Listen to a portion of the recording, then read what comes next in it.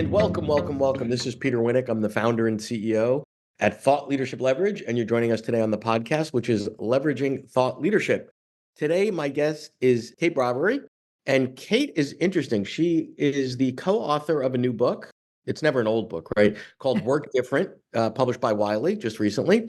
And she has been at Mercer for a long time. Her current role is advisory knowledge and insights global leader. So we'll ask what that actually means in English in a moment. But she has an interesting background, and she was previously in a previous life at PDI Ninth House. So she knows the training world, knows sort of all the things that we tend to talk about. So welcome aboard today, Kate. How are you? It's great to be here with you, Peter. So I guess two questions. Let's start with your role at Mercer and how thought leadership is a part of that. Yeah. So like many people in the world of work today, I wear a few hats. So I'm a senior partner at Mercer, and I officially lead our talent advisory practice globally. So talent advisory includes assessment, engagement, development, all that good stuff. And then I also have a role looking after our thought leadership agenda. And so that is across the three practices that make up Mercer, which is our health, wealth, and career practice. And so I partner there on the research agenda with a lot of our consultants that are working in the field and work hard to bring new insights to our clients that hopefully get them thinking a bit different about how they tackle some of the persistent challenges of our age. So it sounds like either of those would be a challenging full-time role, right? So how do the two play together? Like how do you balance the challenges of both of those sets of responsibilities? Well, actually, I think they fit very well together. Many people enter thought leadership from very different vantage points. For me, thought leadership has always been a vehicle to get clients and companies thinking differently about a topic and expanding their thoughts about how can we tackle this project. And I love sharing examples from all around the globe that just get people thinking, God, I would never thought of doing it that way. I've been with Mercer for about 14 years now, but 9 of those years was actually spent out of Hong Kong, working across Asia. And, it's just fascinating to be able to be in that position. And then I think it's reinforcing because if you're doing work with clients, you're at the bleeding edge of how you're solving those problems. And so if you can shorten the distance between the work you do with clients and the advisory insights you share, I think you get the best thought leadership. And vice versa. I think if we've got really good insights that maybe indicate there's a different way of doing things, that should be directly influencing how our clients tackle these topics, or in Mercer, how our consultants tackle them on their behalf. So I see them as mutually sort of reinforcing. I also have knowledge management across the firm. At the moment, that's going on steroids with obviously advent of AI.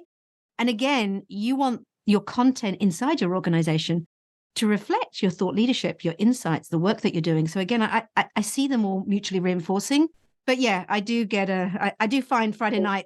There's so much there that so there's so much there. First, I want to talk about, the constituents. So thought leadership can do lots of things for lots of organizations, but you explicitly mentioned two very, very different populations, right? So there's the internal and the external. So external, part of your role is to show people that could be clients or are clients, hey, look at us. We have a perspective. We're smart. We've thought about this. Here's how we think about this, how it applies to you, right? And the hope there is they lean into that work and realize Mercer is a great partner. They're smart. Then the other one that you mentioned is the internal consultants, because at the end of the day, if you don't have their buy-in, that's where the action happens relevant to clients. So talk about sort of how you weave the same thought leadership, if you will, a bit differently to be engaging to the external, and what you have to do to sort of market it, if you will, internally to the internal. I think the world of work is just moving so rapidly today. We all win, I think, when we're talking the same language. When we talk the language of our clients internally, and there's no translating it into our practices, our solutions, and the way we go to market, I think you end up with consultants that are more inspired, that have more genuine conversations with their clients and feedback those insights to us. So actually, we've worked very hard to try and say, the type of insights we share with our clients, because whether they work with us or not, it's useful for them. Sure. I want to be sharing just that high quality level of insights, recommendations internally, and now serve them up to our internal colleagues through our large language model, which is in-house. So, and I think in the old world, we used to have an internal world that was organized into businesses and practices and solutions and products, and an external world that was talking about issues and, macro trends.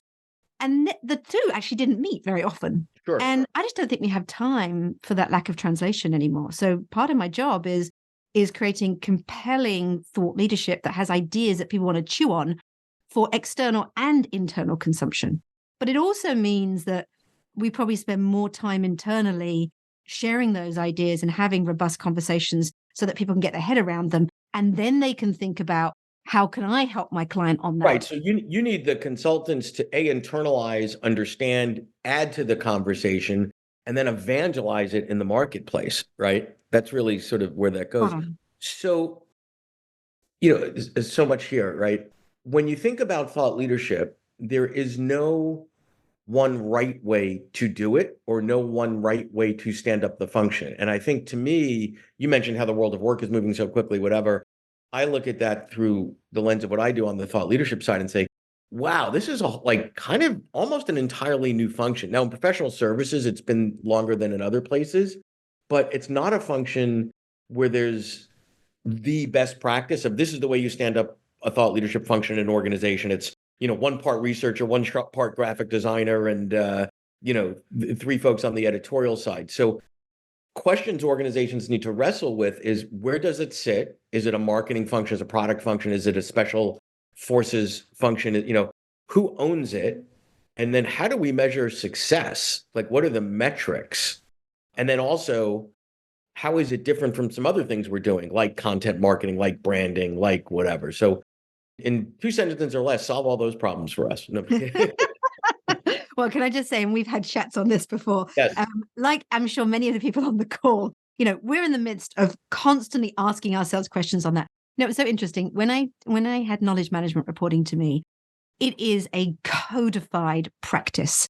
Yes. Our team gets audited once a year by APQS, and they get really good ratings, and they've got kind of a body of competence. So they know how they're doing. They know how they benchmark. All the jobs make sense. We've got a job code for them. It's very clear. I think thought leadership is the complete opposite. And you're absolutely, in some businesses, it sits within marketing, and some doesn't. In Mercer, it sits in global business solutions. So it directly reports up to strategy. Yes. But I have a very strong belief when we're very, very lean at the core, but we have very big tentacles into the businesses. Because I think the best thought leadership comes from practitioners who are thinking about it and being challenged in new ways every day. And because I've lived in many, many different countries, I believe that diversity of thought is key. So even in the book that I've just written, Work Different 10 Truths for Winning in the People Age, it was myself, who now is based in the UK, Ilya Bonac, who who's the president of our career business in New York, and Kai Anderson, who was heading up transformation at the time in Germany. And that combination led to a lot of arguments. But I think we really distilled down to, look, if, what are the key things you need to know? I think if one person had done that, we would have blind spots. Right. So we'll get to the book in a minute. I just want to ask one follow-up question to what you said. When you talk about the practitioners, I've observed 2 things at the organizational level. One, organizations need to have, it's culture, but then there's backed up by systems and processes, ways to get that information from practitioners, because they're out there every day all over the world getting insights. And if you don't have those systems and processes in place, maybe they're in a specific deck for a client at one time, but you have no way to institutionalize it. That's number one.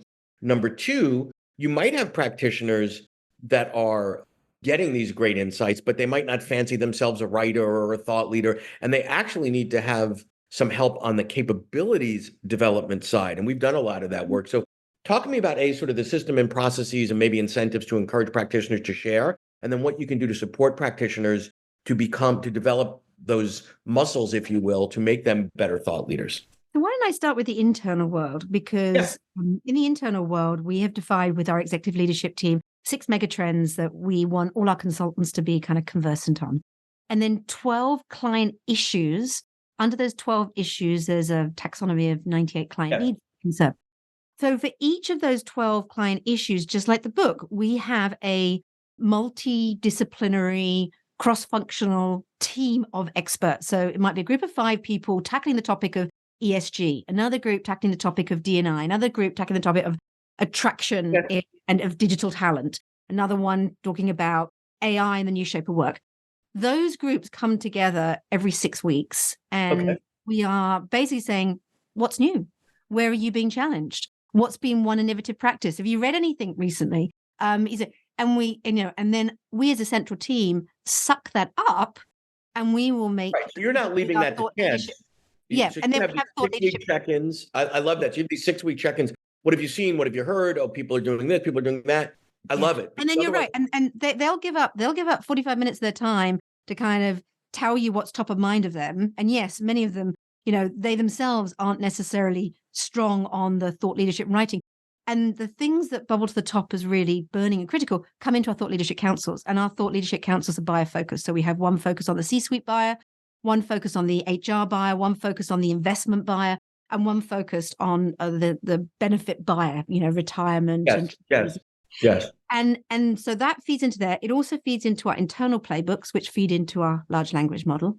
And we might also even just record a snippet of it for a social card because we think it's so poignant. We want to get it straight out. Hey, you just came back from Davos. I love that clip. Are you okay if we just use that on a...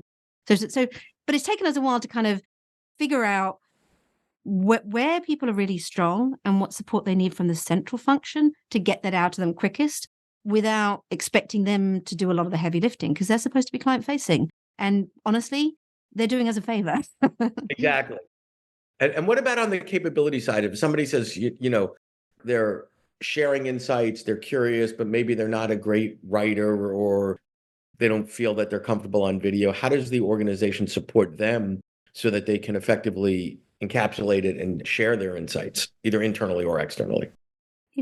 I think there are many other professional services firms that are much more prescriptive about you have to get 2 articles out a year, or, that's actually part of your KPIs. And we definitely are not in that camp, because we think people can contribute in a wide variety of ways. And that is just not the direction some people want to take. But if you are leading a practice globally, there is an expectation that, hey, if you're, Jason Avenbrook, and you're speaking on AI, you need to be speaking on AI everywhere and bringing that knowledge back to the business, because it's a quid pro quo. It's not about giving out insight. It's about what have you learned from your clients and how do you bring it back to us? So it is a lot more informal. In terms of incentives, I mean, Mercer runs a lot on goodwill. Those practices and those groups are very much the social cachet that you built up over years, and the people that lean in, and the people who want to lean in. And what we will do as a quid pro quo is, if they lean in, if we're going to do a blog on a topic, we'll author it on their behalf. They get to polish it, but we'll write it for them. That's what I was looking for. You give us a bit of time for free, and you stay connected to us and support us, and we'll make sure that we bring you on a podcast or we promote you in some sense. So it's very much informal reinforcement and helping each other out. Thank you. If you're enjoying this episode of Leveraging Thought Leadership, please make sure to subscribe. If you'd like to help spread the word about our podcast, please leave a 5-star review at ratethispodcast.com/LTL and share it with your friends. We're available on Apple Podcasts and on all major listening apps, as well as at thoughtleadershipleverage.com/podcasts. So I want to move to the book. So let's pivot a little bit. What I know from my experience is the only thing publishers hate more than a book written by 2 people is a book written by 3 people, right? So now you mentioned it in a positive light of diversity, right? So you had you had, I think it's Germany, you, and someone in New York. So talk about sort of what was the impetus to write the book, what that experience been like, and now you're in sort of launch mode. Yeah, now that I've actually worked with the publisher, I can totally understand why they would say that. And I might actually agree with it. So just because I have a value that you end up landing in a better place because you have diversity of thought doesn't mean that that's the easiest course. I think the reason why you end up in a better place is because you have that three different people with 3 unique excuses to miss deadlines, which publishers love. So anyway. And so Kai Anderson, who's in Germany, it also, because obviously things take longer than it ended up crashing into him having a 4-month sabbatical. So you can imagine what we were all saying behind his back as well when someone goes out for 4 months. Anyway, he's made it up since, but it was tough. And, so my learning was, one thing I know that Mercer's really good at is we're really good at executing. Mm-hmm. And because we're good at executing, that's sometimes a problem. Because if the more important thing is getting the ideas right, the ideas that linger, the things that you go, look, this is the stuff that we would say when we've had like 2 bottles of wine, but we probably wouldn't say direct to our clients. And we wanted this a book where we came off mute on the things that we thought were fundamentally broken about work that really are going to trip you up if you didn't do it. And in the first version, it had loads of swear words, which my boss, who's in America, all took out. But the book is quite, not aggressive, but it does say the stuff that we probably wouldn't say as a keynote speech. And I think we felt really passionate that we were having these professional conversations on interesting topics like the move to skills-powered organizations and modern reward practices. Mm-hmm. We weren't having the honest conversation with, let's be honest, it doesn't pay to stay. And actually things have shifted and skills are the new currency of work. And my God, what are you going to do all about your job architectures and all the stuff that we supply to you today? Because a lot of that's not going to be relevant in a more agile world. So those are the sort of things that we weren't talking about. And so we were like, let's do it this way. We even don't even have Mercer on the front. Well, but give me the origin of the book. Was it, who had the idea, and when was it over, how many bottles of wine? And someone said, well, it would be a jolly good idea for us to write a book. I think a lot of people in our profession might say, hey, we should put some of that down on paper at some point. I know this wasn't this wasn't the start of the book, but I think it was the one that maybe tipped us over. We're in the US and Ilya and I and Kai are waiting for a flight. Then, all the signs, click, click, click, click, click, comes up, cancel, delay. We're going to be there for about 6 hours. So we do what all good consultants do, get your laptop out. Got to be productive. Oh, I was going to say hit the bar at the airport, but okay.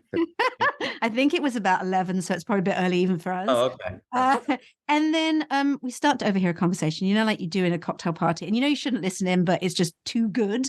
It's obviously someone in the HR function, and they're on the call to someone on the other end, and they're like, I know, we can't hold on. We can bring the young people in because we've got a great brand, we've got great training. But that's it. They're going to leave after 18 months. Oh, that's what Gen Ys do. They don't want to stay around. Okay, maybe some of it's us because, we don't move them. You have to be in a role for a year before you could.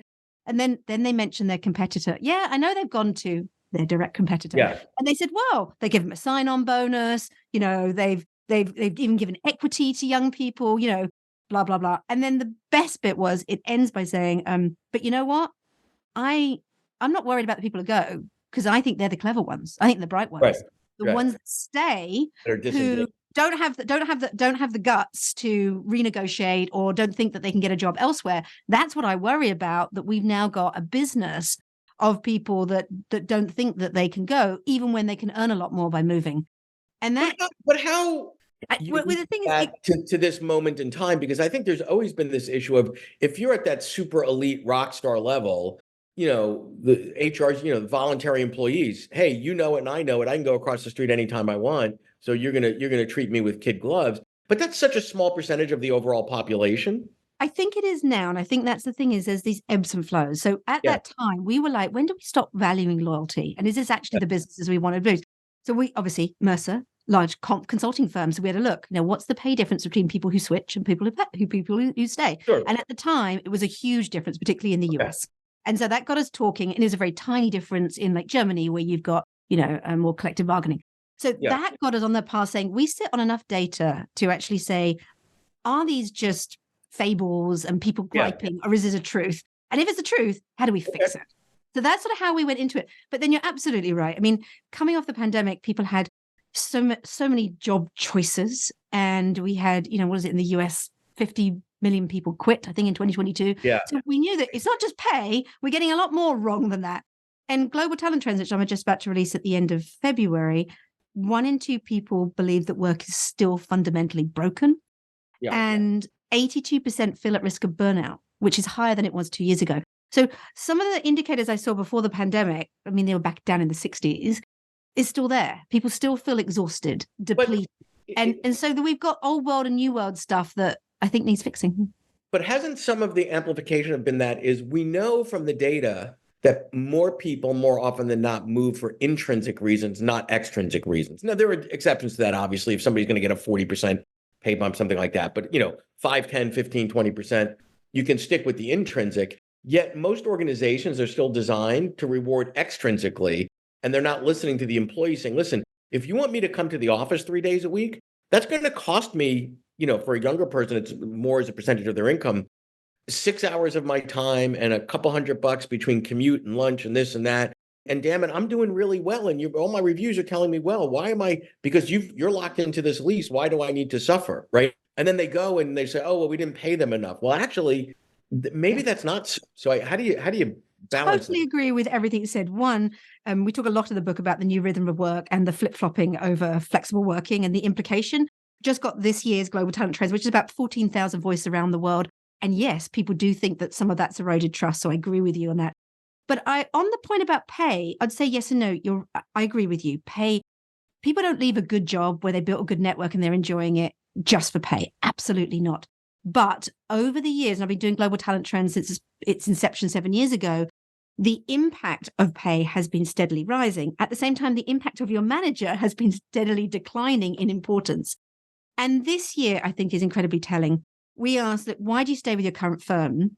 The top answer is always job security. But what's jumped into the number 2 position is pay equity. Now, not your actual compensation, which is much lower. It's pay equity. It's that, do I think I have a fair deal? Am I getting as many opportunities because I've elected to be fully remote versus you, who's maybe going in 3 days a week? Do I think that I get enough money? I mean, here in the UK at the moment, we've got the junior doctors on strike.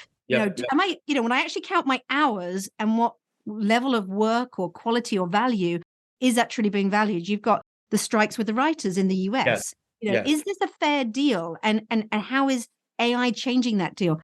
That's what's really biting. And so it's that equity theory around pay, not total pay. But I do think cost of living and stuff like that's putting a more finer point on it. So what might have been a niggle before is now I'm going to quietly quit, or I'm going to actually quit.